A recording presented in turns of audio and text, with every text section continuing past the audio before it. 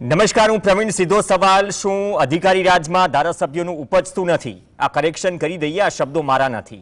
શું અધિકારી રાજમાં સત્તા પક્ષના ધારાસભ્યોનું ઉપજતું નથી? આ સવાલ એટલા માટે ગુંજે છે કેમ કે સંકલન સમિતિની બેઠકો થાય, પ્રભારી મંત્રીઓ જ્યારે બનાવાયા છે, બેકગ્રાઉન્ડ સ્કોર સાથે જઈએ, એ પ્રભારી મંત્રીઓ જ્યારે સંકલન કરવા માટે ધારાસભ્યો, કલેક્ટર, ડીડીઓને મળે છે અને બેઠક થાય છે, એ જે તે વિસ્તારમાં, જિલ્લામાં જે કંઈ પણ વિકાસના કામો થાય છે, વિકાસના કામોમાં ક્યાંક અડચણ આવે છે. અને એમાં પણ પ્રભારી મંત્રી જે રાજ્યના કૃષિ મંત્રી છે અર્જુનભાઈ મોઢવાડિયા દાહોદ જાય છે અને કલેક્ટર ઓફિસમાં જે મિટિંગ ચાલે છે એ મિટિંગમાં એક ધારાસભ્ય હોય છે, મહેશ ભુરિયા, જાલોદના ધારાસભ્ય છે. એ કહી રહ્યા છે કે જિલ્લા વિકાસ અધિકારી મનમાની ચલાવી રહ્યા છે, મનસ્વી રીતે 12,000 કૂવા આપી દીધા. આ જે દ્રશ્યો છે તેમાં જે કોઠીવાળા ભાઈ બોલી રહ્યા છે, જાલોદના ધારાસભ્ય છે, તેની બાજુમાં ચૂપચાપ બેઠા છે એ ભૂતપૂર્વ મંત્રી અને વર્તમાન ધારાસભ્ય છે, જેમના પુત્રોનું નામ મનરેગા કૌભાંડમાં ઉછળ્યું હતું, જેલમાં ગયા અને હવે બચુ ખાબર મંત્રી નથી. વચ્ચે જ્યારે વાતચીત ચાલતી હોય છે તો એમનો હાથ કાન પર પણ જાય છે, કાન ખંજવાળે છે અથવા કાન પકડે છે કે હું મુશ્કેલ છે. પણ અર્જુન મોઢવાડિયા કહે છે કે સંકલન કરો અને સૂચનો લો. પણ જે મહેશ ભુરિયા કહી રહ્યા છે એ કહી રહ્યા છે કે જેને જીવનમાં કોઈ દિવસ ગરીબી જોઈ નથી, હું 1993થી સંકળાયેલો છું, હાર જીત પ્રશ્ન નથી, પરંતુ મેં અનુભવી છે, હું ખેડૂત છું, હું ગરીબો વચ્ચે છું, એમના કામ કર્યા છે, પણ ડીડીઓ કોઈ પણ બેઠકમાં હાજર નથી રહેતા અને માત્ર આગતા સ્વાગતામાં જ વ્યસ્ત રહે છે. જો સત્તા પક્ષના ધારાસભ્ય સવાલ કરે અને ધારાસભ્ય સવાલ કરે તો સામાન્ય માણસનું શું ઉપજતું હશે અધિકારીઓ સામે? આ જ્યારે વિડીયો વાયરલ થયો ત્યારે હડકંપ મચી ગયો. કહી રહ્યા છે કે અમારી સાથે કોઈ પણ જાતનું સંકલન નથી. અર્જુન મોઢવાડિયા કહી રહ્યા છે કલેક્ટર અને સાંસદની ગેરહાજરીમાં કે સંકલન કરો, વાતચીત કરો, સૂચનો મંગાવો, પછી જે કામ અટકેલા છે એ કામ આગળ વધારો. પણ જેવી વાત કરે પ્રભારી મંત્રી તો સીધો જ ફટાફટ મહેશ ભુરિયા તરફથી જવાબ મળે છે અને કહે છે કે શું ડીડીઓ, જિલ્લા વિકાસ અધિકારી ધારાસભ્યને ભાજીમુરા સમજે છે? ભાજીમુરા સમજે છે. આ જે વાક્ય છે અથવા તો રૂઢિપ્રયોગ છે તેનો સીધો સાદો અર્થ થાય છે કે ગાંઠતા નથી શું? બીજી મહત્વની વાત એ કહી, કોઈ સમન્વય છે જ નહીં, અધિકારીઓ પ્રશ્નો ઊભા કરે છે. એટલે શું અધિકારીઓના પ્રશ્નના નિરાકરણમાં રસ નથી? અથવા તો વિકાસના કામોમાં જે ગ્રાન્ટો પર સવાલ ઉઠ્યા હતા, અથવા તો જે રોડ દેખાડવામાં આવ્યા કે બની ગયા છે પરંતુ રોડ બન્યા ન હતા અને એજન્સીઓને પૈસા ચૂકવાઈ ગયા, નેતાના પુત્રો પણ જેલમાં ગયા, કોંગ્રેસના નેતા પણ તેમાં સામેલ હોવાથી ઘણા બધા આરોપો લાગ્યા. સાંસદ કે મંત્રીને બ્રીફ કરી દેવાથી કોઈ કામ થતું નથી. આ જે મૂળ સારાંશ જે છે 5 મિનિટથી વધુનો વિડીયો છે. અધિકારી શાસન ચાલે છે, ધારાસભ્યના કોઈ પ્રોટોકોલ જળવાતા નથી, તો ધારાસભ્યને થોડું સોમાન તો હોય. અને અધિકારીઓ જો ધારાસભ્યને ન ઓળખતા હોય, આ અમારા શબ્દો નથી પણ મહેશ ભુરિયાના શબ્દો છે, જાલોદના ધારાસભ્ય. અધિકારીઓને જેટલું જ્ઞાન નથી એટલી અમે ગરીબોની સેવા કરી છે. એટલે આટકતરી રીતે સીધી રીતે કહી દીધું કે અધિકારી રાજ ચાલે છે દાહોદમાં અને અધિકારીઓ ધારાસભ્યને ઓળખતા નથી, બેઠક કરી જ નથી. જો આજ બધા જ સવાલો હોય તો સવાલ એ ઊભો થાય કે આટલી બધી ગ્રાન્ટ આવે છે, આદિવાસી જિલ્લાઓમાં વિકાસના કામો થાય છે, વિકાસના કામોમાં શું માઠું ધારાસભ્યોને લાગે છે? માઠું શું એટલા માટે લાગે છે કે તેમને સંકલનમાં લેવાતા નથી, સમીક્ષા થતી નથી. 12,000 કૂવાઓ મનસ્વી રીતે આપી દીધા, શું એમની તપાસ થશે? સત્તા પક્ષમાં બેઠેલા ધારાસભ્ય જ્યારે આટલો સવાલ ઉઠાવે તો એવું લાગે કે મિટિંગોમાં અંતરાત્મા જાગી ગયો હશે. અમે પ્રયત્ન કર્યો કે મહેશ ભુરિયા તેમની લાગણી કદાચ માધ્યમ તરીકે અહીંયા પણ મૂકે કે તેમનો કહેવાનો ભાવાર્થ શું હતો. મારી રૂબરૂ ખુદ વાત થઈ, અમારા સહયોગી ભૂપેન્દ્ર ચૌધરીએ પણ વાત કરી. એમને કહ્યું કે પ્રવીણભાઈ રહેવા દો, જે વિડીયોમાં છે ચલાવી દો. એટલે ધારાસભ્ય કેમ બેસવા તૈયાર નથી એ ધારાસભ્ય ઉપર છોડીએ. પણ સવાલ અચૂકથી ઉઠે છે કે શું અધિકારી રાજ ચાલી રહ્યું છે અને અધિકારી રાજમાં ધારાસભ્યોનું કંઈ ઉપજતું નથી? જો આ સવાલ સત્તા પક્ષના ધારાસભ્ય કરે તો પછી વિપક્ષે તો શું સમજવાનું, આમ જનતાએ શું સમજવાનું? ઘણા બધા અધિકારીઓ હોય છે કે છુપા સ્વાંગમાં સરકારી કચેરીઓમાં જાય છે એ ચેક કરવા માટે કે સરકારી કચેરીઓ કઈ રીતે ચાલે છે. ઘણા બધા અધિકારીઓ હોય છે જેમ કે ચોટીલા, ખાટલો ઢાળીને ખનીજ માફિયાઓ સામે અભિયાન ચલાવે છે અને ખનીજ માફિયાઓને સખ્તાઈથી તેમની સામે કાર્યવાહી કરે છે. પણ અહીંયા ઉલટી ગંગા વહી રહી છે. પહેલાં જોઈ લઈએ કે ધારાસભ્ય બેક ટુ બેક 3 મુદ્દાઓમાં કઈ રીતે જ્યારે પ્રભારી મંત્રી અર્જુન મોઢવાડિયા મુદ્દો મૂકે છે, સામે જે જવાબ આપે છે, સીધો જ આક્ષેપ જિલ્લા વિકાસ અધિકારી પર હતો, અધિકારી રાજ પર હતો.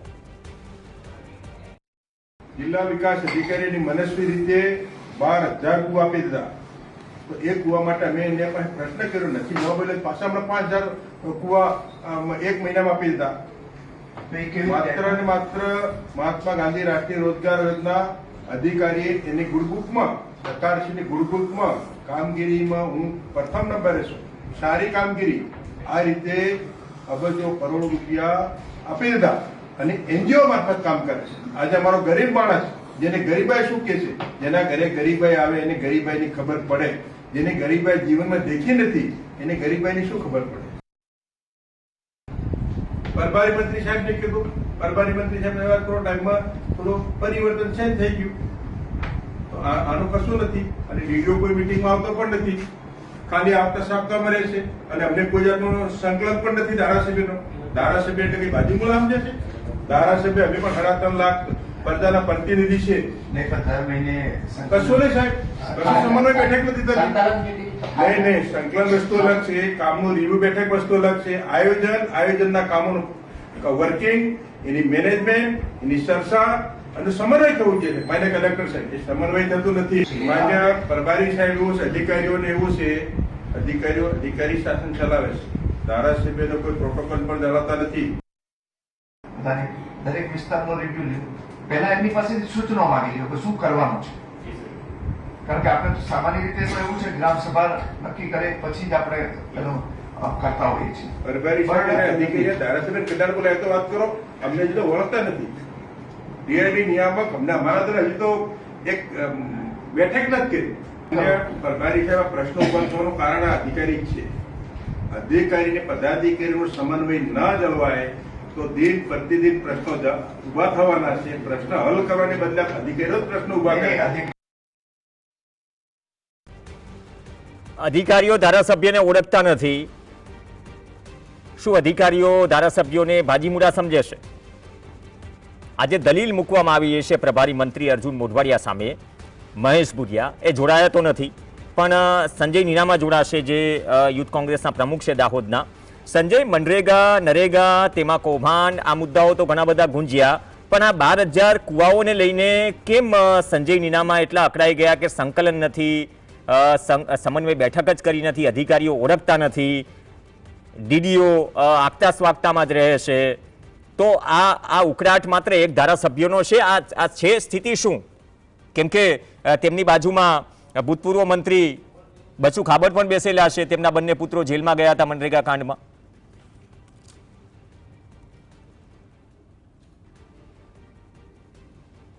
સંજય, અનમ્યુટ કરશો તો અવાજ સાંભળી શકીએ. સંજય, તમારો અવાજ નથી પહોંચી રહ્યો, તો અનમ્યુટ કરશો તો અવાજ સાંભળી શકીએ.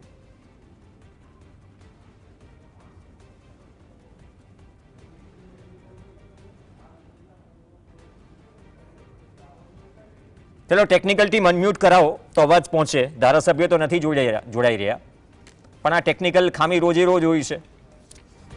અને ગ્રાન્ટની ખામીઓ અથવા તો સંકલનનો અભાવ એ મુદ્દો ઉઠે તો બટ ઓબ્વિયસ દરેક વિધાનસભા હોય કે દરેક જિલ્લાઓમાં હોય આ રીતે સંકલન સમિતિની બેઠક મળતી હોય છે. અને જ્યારે પરિસ્થિતિઓ આંટીઘૂંટીમાં ફસાય, કામ ન થાય, તો ધારાસભ્યને માથું કેમ લાગી જાય છે એ પણ એક સવાલ છે. સંજયભાઈ, અવાજ પહોંચી રહ્યો છે? હા, હવે પહોંચે છે સાહેબ અવાજ? જી, લાઉડ એન્ડ ક્લિયર. સવાલ મારો પહોંચી ગયો હોય તો આપ જવાબ આપી શકો છો. સર, આપનો સવાલ મને પૂછો, હું પછી આપને જવાબ આપીશ. હું એમ કહી રહ્યો છું કે બાજુમાં ધારાસભ્ય કહી રહ્યા છે કે અધિકારીઓ ધારાસભ્યને ઓળખતા નથી, પ્રોટોકોલ જળવાતો નથી, ડીડીઓ એ મનસ્વી રીતે 12,000 કુવા આપી દીધા. મનરેગા કૌભાંડના કારણે તો દાહોદ સહિત આદિવાસી બેલ્ટ ખૂબ ચર્ચામાં રહ્યો, ખુદ મંત્રી પુત્રો જેલમાં ગયા.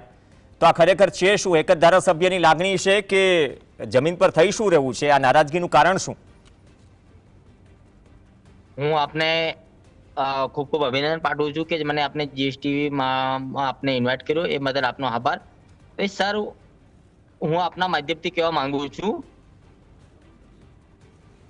કે જિલ્લા વિકાસ અધિકારીએ જે પણ ગ્રામ પંચાયતનો ઠરાવ માંગ્યા હતા એ ઠરાવ મુજબ એ લોકોએ ત્યાં કુવા મંજૂર કર્યા છે. ધારાસભ્યને ખબર નથી કે 5000 કુવા મંજૂર થયા છે કે 3000 કુવા મંજૂર થયા છે. કોઈ પણ જાતની એજન્સી ત્યાં કામ નહીં કરતી સાહેબ. માત્ર ને માત્ર 7 લાભાર્થીઓ ત્યાં કામ કરી રહ્યા છે અને એજન્સીનો તો વિષય જ નહીં. હું માત્ર એવું કહેવા માંગુ છું કે જ્યારે આપણા પંચાયતી રાજના મંત્રી હતા બસુ ખાબડ, ભારતીય જનતા પાર્ટીના એમએલએ છે, ચાલુ સરકારના ધારાસભ્ય હતા અને માનનીય ભૂપેન્દ્રભાઈ પટેલની સરકારમાં એ લોકો મંત્રી હતા. 433 કરોડનું કૌભાંડ થયું છે. આ એમના પુત્રો પણ જેલમાં ગયા છે. તમામ આપ જાણો છો. માનનીય ધારાસભ્ય શ્રી ઝાલોદના એમએલએ મહેશભાઈ ભુરિયા એવું કહેવા માંગે છે કે અધિકારી અમારું સાંભળતા નથી. તો ક્યાંથી સાંભળે છે? તમે તો માત્ર ભ્રષ્ટાચાર પર નિર્ભર છો. તમે લોકોની માંગણી છે કે સિંચાઈ, દાહોદ ટ્રાઇબલ બેલ્ટ છે, ત્યાં સિંચાઈના કામોની માંગણી હોય છે ગરીબોની. કુવા આપ્યા તો એ માનનીય જિલ્લા વિકાસ અધિકારીએ સાચી દિશામાં કામ કર્યું છે. ગ્રામ પંચાયતનો ઠરાવ લીધા છે. એમના પછી એ લોકોએ ત્યાં જીઓટેક કર્યું છે. જીઓટેક કર્યા પછી એ લોકોએ કે આ ક્ષમતા જે પાણીની સુવિધા મળવી જોઈએ એ સુવિધા પર જિલ્લા વિકાસ અધિકારીએ કુવા આપ્યા છે. માનનીય ધારાસભ્ય એવું બોલે છે કે અમને સંકલનમાં લીધા વગર માનનીય ડીડીઓ સાહેબ અને મનરેગાના કામો મંજૂર કર્યા છે. મારું એવું કેવું છે માનનીય ધારાસભ્ય શ્રીને કે જો તમે સાચી દિશામાં કામની નોંધ લીધી હોત તો દાહોદ જિલ્લામાં તમે સિંચાઈ પર જતા. તમે માત્ર ચેકડેમોની માંગણી કરો છો, માટી મેટલ રસ્તાઓની માંગણી કરો છો. એમાં તમામ રીતે ભાજપ ભ્રષ્ટાચાર કરે છે. જેમ કે બસુ ખાબડે ના પુત્રો અને બસુ ખાબડને, હું તો બસુ ખાબડને જ આરોપ ગણું છું. કારણ કે બસુ ખાબડે ત્યાં જે 60-40 ના રેશિયો પર માટી મેટલના રસ્તા લીધા, ચેકડેમો લીધા, એ આદિવાસી સમાજના કોઈ પણ રીતના ત્યાં ઉપયોગી કામ નથી. આદિવાસી સમાજ અને ગરીબ લોકોને સિંચાઈની જરૂર પડે, સિંચાઈ માટે કુવાઓની જરૂર પડે કે પાણીના જે તે કામો હોય એની જરૂર પડે. ચેકડેમોમાં તમે ક્યાં પાણી રોકી શકો છો? 80-20 ના તમે ચેકડેમ આપ્યા હતા 2004-5માં. તમારા ભાજપના નેતાઓએ ત્યાં કોર્ટમાં જવું પડે છે. આજે કયા એવો ચેકડેમો સક્સેસફુલ છે તમારા? સંજયભાઈ, તો સંકલનમાં કેમ નથી લેવાતા? જો સંકલનમાં કેમ નથી લેવાતા એનું કારણ શું? ભ્રષ્ટાચાર માનો છો? કેમ કે ભાજપ સાથે કોંગ્રેસના નેતા પણ જેલમાં ગયા હતા આજ મનરેગામાં એજન્સીઓ મારફતે. એટલે સંકલનમાં ન લેવાનું કારણ શું? ભાજપ સંકલનમાં ના લેવાનું કારણ માત્ર એવું છે સાહેબ કે પ્રભારી મંત્રી જ્યારે આવે અને ડીડીઓ ને દબાઈને ડીઆરડી ની જે શાખાઓ છે ત્યાં મનસ્વી રીતે કામ એવું બોલાવે કે ભાઈ એમએલએ ની એક્સેલ શીટ આવે તો એમએલએ ની જે એક્સેલ શીટ આવે તો માન્ય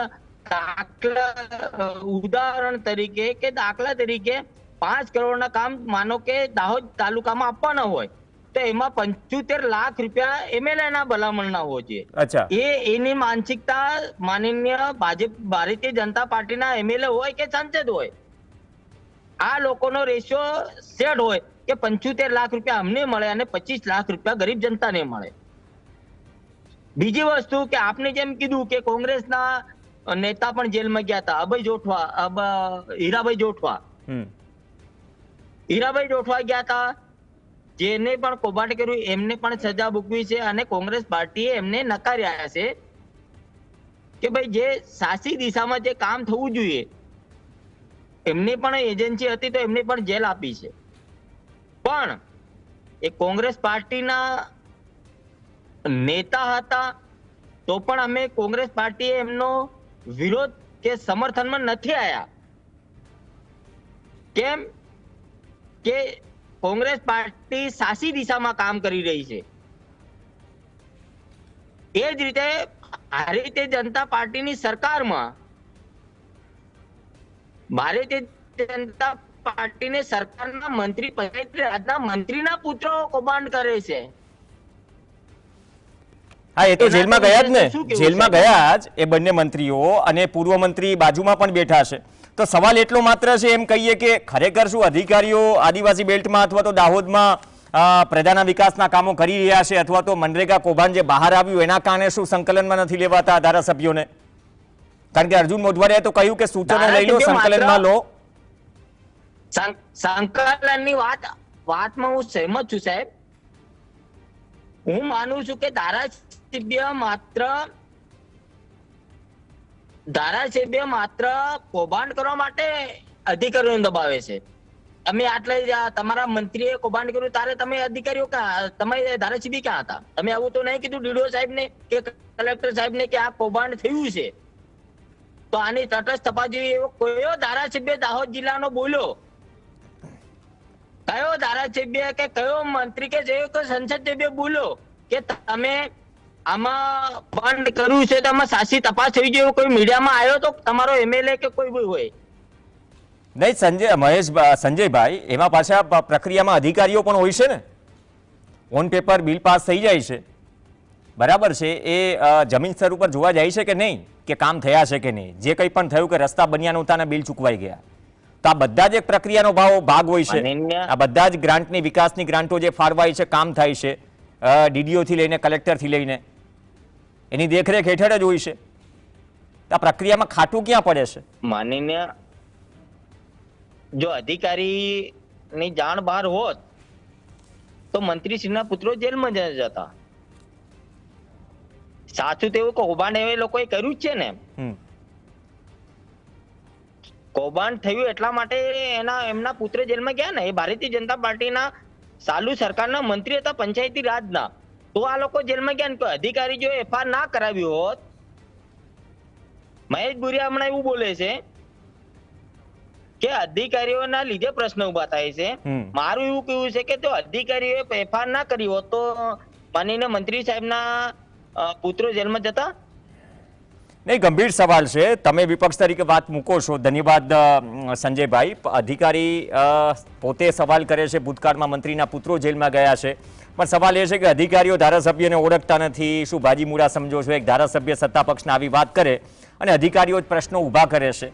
તો ન માત્ર મનરેગાનું, પરંતુ જે કંઈ પણ ગ્રાન્ટ આવે છે તેમાં સંકલન હોય છે. સ્થાનિક ધારાસભ્યથી માંડી ડીડીઓથી માંડીને 12,000 કુવા નાની સૂની વાત નથી. અને ધારાસભ્ય કહે કે મનસ્વી રીતે આપી દેવાયા છે, અમને તો સંકલનમાં લેવાતા જ નથી. અને એ પણ પ્રભારી મંત્રીને કહે છે, જે આ રાજ્યના કૃષિ મંત્રી છે.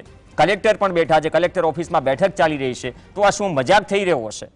જો ધારાસભ્ય પોતાની સાચી લાગણી મૂકી રહ્યા હોય તો ડિબેટમાં પણ જોડાવવું જોઈએ. કેમ કે અહીંયા સવાલ એ જનતાના ટેક્સના પૈસાનો છે, જે ગ્રાન્ટ રૂપે ફળવાય છે, અને એમાં કેટલા ખેલ થયા છે સરકાર જાણે છે. લોકો જેલમાં પણ ગયા છે, જેને કામ નથી કર્યા, જેને ગુનો કર્યો છે જેલમાં પણ ગયા છે, વિપક્ષમાંથી પણ ગયા છે. તો સવાલ હજી એટલો માત્ર છે કે ખરેખર જે ખાલી બાબુશાહીની બુમરાંગો ઉઠે છે જમીન સ્તર ઉપરથી, કે બાબુશાહી ચાલે છે, નેતાઓને ગાંઠતા નથી, એના વચ્ચે સત્તા પક્ષના ધારાસભ્ય કહે કે બાબુશાહી ચાલે છે, અધિકારીઓ તેમને ઓળખતા પણ નથી, પ્રોટોકોલનું પાલન પણ થતું નથી. 2.5 થી 3 લાખના મતદારોના અમે પ્રતિનિધિ છીએ. પણ વિચારવાની એ જરૂર છે કે આમાં લીકેજ ક્યાં છે, સાચું કોણ છે, અધિકારી છે અથવા ધારાસભ્ય છે? એ તપાસ પણ કદાચ પ્રભારી મંત્રીએ ઉપર રિપોર્ટ મોકલીને કરાવી જોઈએ કે 12,000 કુવાથી માંડીને જે કંઈ પણ સંકલનના કામો ફસાયેલા છે અથવા તો સવાલ ઉઠી રહ્યા છે તેની તપાસ થાય તો અંદાજો આવશે કે કોણ કેટલું દૂધે ધોયેલું છે. નમસ્કાર.